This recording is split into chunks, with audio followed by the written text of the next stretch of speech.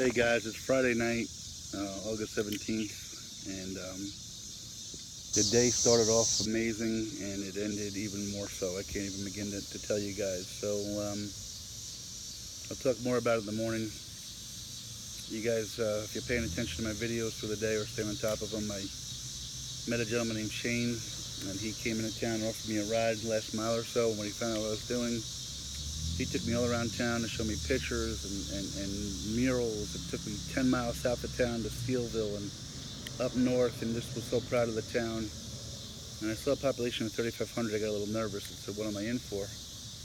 And I went into this restaurant called Frisco's, and I met Jimmy, who I thought might be some older guy, young guy in his early 30s, owns, owner or part owner of the restaurant. Just made me feel at home. Food was fantastic.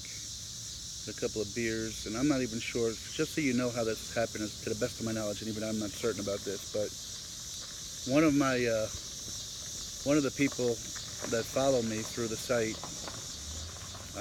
that I don't even think I knew before the journey, reached out ahead of me, made some contacts. These people started to see the videos and watch what I'm about and believed in it. So first Jimmy extended me dinner, then he extended me, I got people I want you to meet.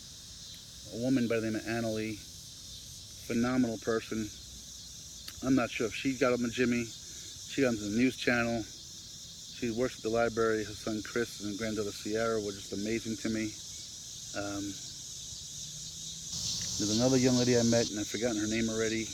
I just can't begin to explain how this web of people all work together to make this happen. But I arrived at the restaurant sometime between 3 and 4.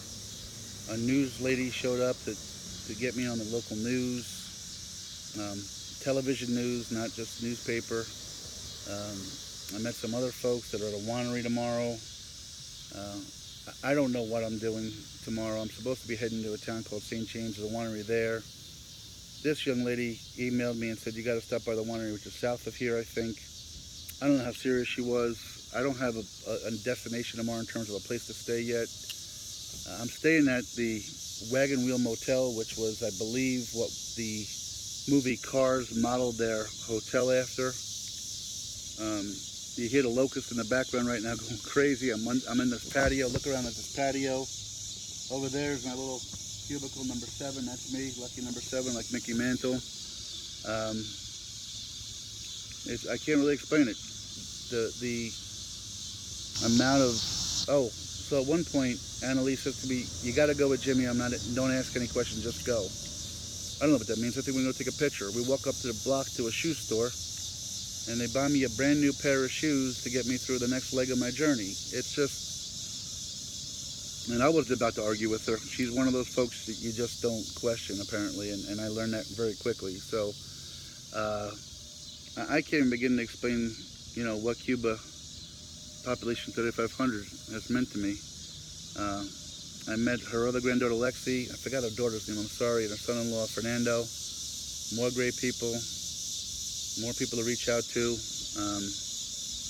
I know I got to wake up early tomorrow. I got to go do some laundry. The laundromat's uptown. I got to go do some laundry, and then from there I got to make a plan. So I don't know if I got somebody emailing me here. So I don't have a plan right now. It's still early. It's only 8 o'clock here. Not to say I'm not going to go to bed here shortly. If you heard me last time, I was up at 2:30. But I don't really have a plan. I know that's my goal. But again, my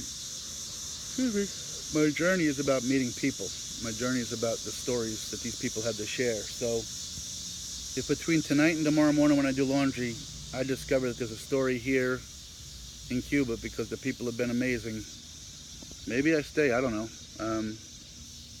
But Chris and Sierra, you guys are really special to me. You remind me of me and my daughter. Annalie, thank you so very much. To the whole town folk that have welcomed me. To Jimmy West at Frisco's, guys. If you follow me, I'm asking you, not even if you don't believe everything I'm saying, you think I hype stuff up. If you got a chance, go on Frisco's Facebook page. Seek out Jimmy West. This guy didn't know me before tonight and has been nothing but love, man. I mean, I don't know if it's because he gets it. I really believe that. I'm starting to think that, when I first started this, I didn't know it's one of those things. If you're rich and you have money, do people love you for the money or people love you for you? I don't know. I don't have that problem. A, I have no money, and B, I'm not very lovable. But, um, you know, on this journey with what I'm doing, I mean, granted, if I was just a guy, maybe I wouldn't have got this kind of response. But I'm starting to understand. When I was talking to that reporter, and I think her name was Leanne, when I was telling her about pointing the thumb and the different examples I used in illustrations, you could see in her eyes, in her voice, how that made sense to her. And that's what happens time and time again when I share that with people.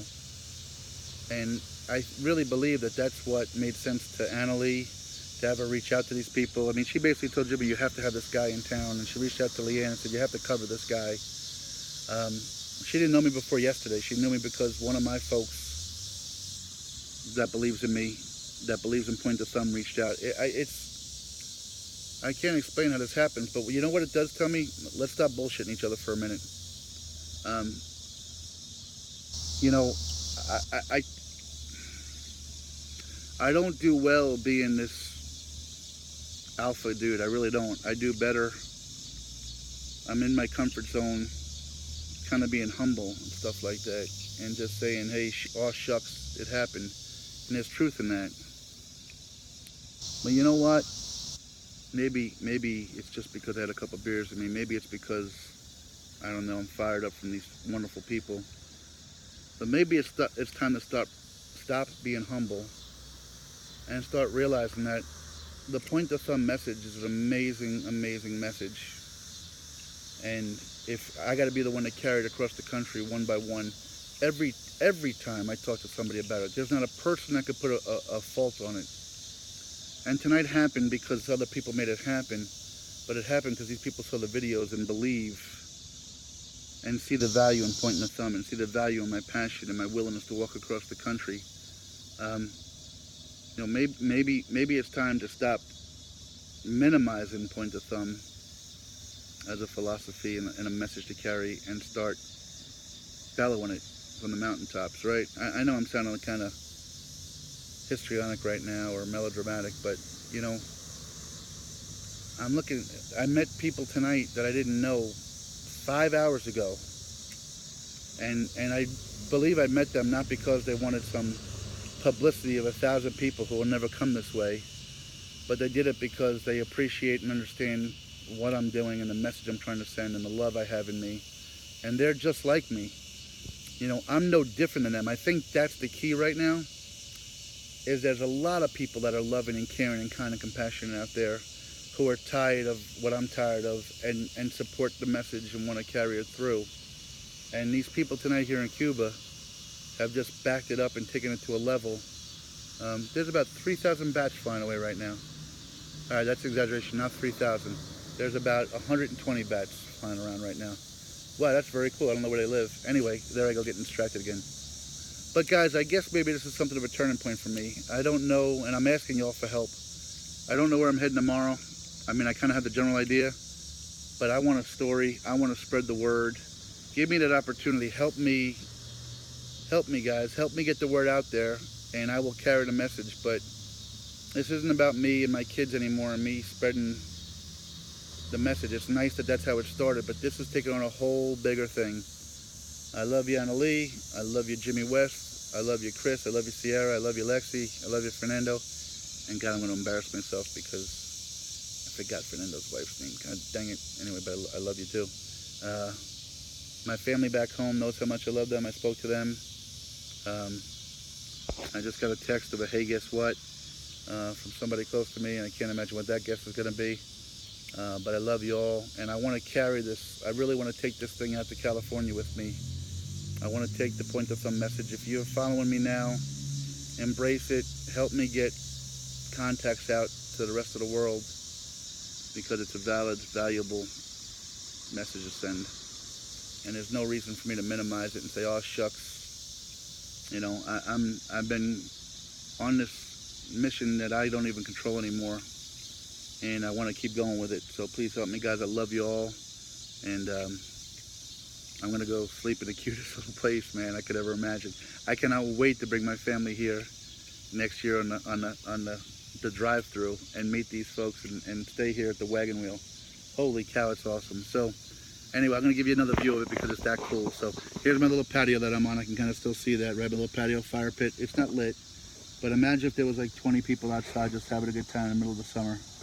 It's kind of not the middle of summer right now, but here's a little cabanas, and that's me over there, number 7, that's me. So guys, thanks for following. I do love you all. I'm glad I got tonight the opportunity to talk to these amazing people. I'm glad they welcome me, and I'm glad they see the value in the message I'm carrying with me. And I appreciate you guys so much. I truly do. Thank you.